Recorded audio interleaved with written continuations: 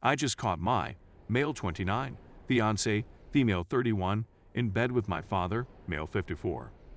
This is by far the most strange experience I've ever had. This occurred around 2 days ago, and I still feel as if I'm in a nightmare. I apologize in advance for the length. I hadn't told anybody about it, and all I wanted was an outlet. So my fiancée and I have been dating for 6 years, and I proposed to her in January of last year. We were going to marry in June, but then the epidemic struck. Although I didn't mind having a modest private wedding, she insisted on waiting since she wanted the wedding of her dreams. We had intended to marry later this year, but I think those plans have come to a stop. She began behaving strangely around 4 months ago. She grew distant, was less loving than normal, and started to behave suspiciously, such as arriving home late at night, being protective of her phone, and lying about her whereabouts. I didn't suspect her of cheating and instead chalked it up to cold feet. I asked her if she was having second thoughts about marrying me, and she told me that she was simply overworked. This made sense to me since she had just received a promotion. She also became quite close to my father about the same period. Of course, I didn't think anything of it. Who would be worried about his father and fiancé forming a close relationship? My father and mother are divorced as a result of his adultery. My father is very rich and a narcissist. This became clearer to me now than it had been before. My wife and I were meant to spend Christmas with my mother's side of the family, as well as my brother and sister. She made up an excuse about wanting to spend that time with some of her relatives and needing to get some work done anyhow. She demanded that I travel on my own and that we spend New Year's Eve together. I accepted since I hadn't seen my mother in a long time. Coincidentally, my father was leaving town around the same time. I only learned this when contemplating and decided that they probably spent that time together. My siblings and I spent Christmas and New Year's with one of our parents and the other with the other. Every year, we switched between the two. My mom and dad couldn't bear the sight of one another, as you can probably tell from the fact that we'd never spent such holidays together. Neither side of the family gets along, and it's been difficult to strike a balance and not take sides. As I previously said, I had no reason to suspect her of cheating on me until she began getting calls from a number kept under her best friend's name. Karen, too, was stored as a backup, fake name. This made little sense to me since she was getting these calls when we were out to dinner with Karen and her husband. Karen was right in front of me, and she wasn't on her phone. When I glanced at the phone, then at my wife, she gave me the most "oops, I messed up" face I've ever seen. I didn't say anything while we were there, but I did question her about it on the way home. Her justification was that it was another Karen from work.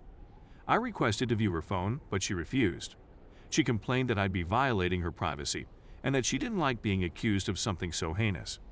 I mentioned how she'd been behaving suspiciously lately and how her refusal to show me her phone was only pointing to her doing something dirty. She maintained she wasn't and that the talks and the text messages were private. I mistakenly let it go after much back and forth. Fast forward to the present, and her conduct hasn't changed much. It just became worse as she continued to deny anything was going on. I was supposed to go on a business trip for a week on Monday. Fortunately, my flight was canceled owing to snowstorms and my vacation was postponed. When I went home, I saw my father's vehicle parked outside. It's my father. He's surely only passing through, right? When I get inside, I don't see him or his fiancée. I yell out, "Where are they?" And I hear rushing upstairs in my bedroom. My fiancée is agitated as I go towards my bedroom, begging that I wait for her below. When I ask her where my father is, she claims she has no idea. However, his automobile is parked outside. He has to be here. When I go to the bedroom door, it's locked. When I ask her to open it, she replies she's getting ready. The concept of them together hadn't even occurred to me throughout this whole period. When I beg her to open the door, she tells I should wait below. I could now hear multiple footsteps from inside, and that's when it occurred to me what was going on. In a hurry, I kicked the door down, and I wish I hadn't seen what I did. My father was in my room, fumbling to put his trousers on while my fiancée wasn't just wearing her panties. I was utterly taken by surprise. What I was seeing astounded me. My fiancée burst out laughing and yelled something along the lines of "It's not what it appears to be. I can explain." The cliché nonsense. I was looking at my father the whole time, watching him get ready. At one point, I wondered whether I shouldn't simply beat the heck out of him right then and there. But I couldn't do it. I didn't have the stamina. I was completely defeated. I just got back into my vehicle with the bag I intended to take on my work trip and drove away. My fiancé attempted to stop me and even attempted to jump into my vehicle as I drove away. I got into a motel and have been staying here ever since. Calls and messages from both of them, as well as other relatives and friends, have deluged me. I haven't talked to anybody, and I haven't returned any of their phone calls. This hurts a lot. I'm not sure what I'm expected to do. Why would they do such a thing to me? Why would he choose my fiancé out of all people? I've spent the last 2 days weeping and drinking, and I have no idea what I'm meant to do. Has anybody else gone through anything similar, and if so, how did you find the fortitude to keep going? I could go on, but that would be a rant. How am I expected to deal with such betrayal? I need assistance. Anything? Story 2. I hate myself for posting this. Just need to get it off my chest. I come from one of the Nordic nations. I've had a difficult 6 months and honestly don't know how to deal with it constructively. My new family's breadwinner is now me. I've taken on more duties at work and been involved in politics in my city. Meanwhile, I'm in charge of a €37,000 project for the EU Commission. I'm now fighting to stay up. My family fully supports me. Nevertheless, the majority of my family has died away. I lost my mother when I was 23 years old, married my first wife 2 months later, separated after 3 months, and divorced the following year when my wife cheated on me. I was unmarried for the following 8 years while finishing my degree. When I returned from studying abroad for a year, I relocated to a new city to start again. I was unhappy and work was frantic and not what I had expected. I acquired a drinking problem as a result of stress and attempted to get treatment. After 13 hours in the ER, I was informed that it was all in my head until I felt suicidal. They felt I could be stressed since I indicated I wasn't suicidal, so they let me go. My supervisor claimed he'd assist me, but 2 years later, he delayed a promotion based on that chat. 3 years have passed. I'm doing well at work, and I've been married to my present wife for 2 years. Finally, I was in the right frame of mind to meet someone. We dated for nearly a year before being engaged, and I couldn't be happier, despite the fact that everything occurred so rapidly. We marry, and my father is overjoyed, as are my brother and nephew. Meanwhile, my father is having problems with his prostate, which has been diagnosed as malignant. My father does not always give me the complete truth, so I contact my adored elder brother. He has the same concerns that I do. It turns out that my brother and I should brace ourselves for the worst.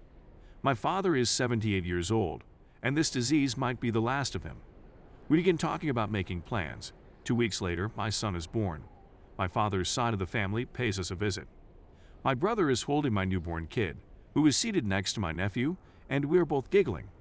3 weeks later, at 20 minutes past midnight, I get a phone call from my father. I'm sitting with my 3-week-old baby, nursing him, when my father informs me that my brother has died. He had a heart attack on his way home from work. The ambulance arrived within 2 minutes, but the surgeons were unable to resuscitate him. My world has been shattered. I'm at a loss on what to do. I take 3 days off from work, but then I feel the walls closing in on me. I have much too many responsibilities. My greatest inspiration as a parent dies 3 weeks after my son is born, at the age of 48. Aside from that, I need, want, and will care for my 17-year-old nephew and my father. I'm still a mess 4 months later. Every day, I chat to my nephew who lives out of state, as well as my father, and I work additional hours at my job to maintain our quality of life. I'm 35 years old, but I've never met my grandparents on my father's side, my grandfather on my mother's side, and my grandma, who was 85 years old when I was born. From my original family, I just have my father and a nephew remaining. I'm completely lost. I'll get through it, but I think I just needed to put it down on paper. I have a great wife who adores me, and my kid is the most amazing human being I have ever met. I simply want to shout right now, but they need me and I need them. I absolutely detest being born with elderly parents. I only have my father left at the age of 34, and I want he could live forever. I miss my mother and brother. God alone knows how much time I have left. Thank you for taking the time to read this.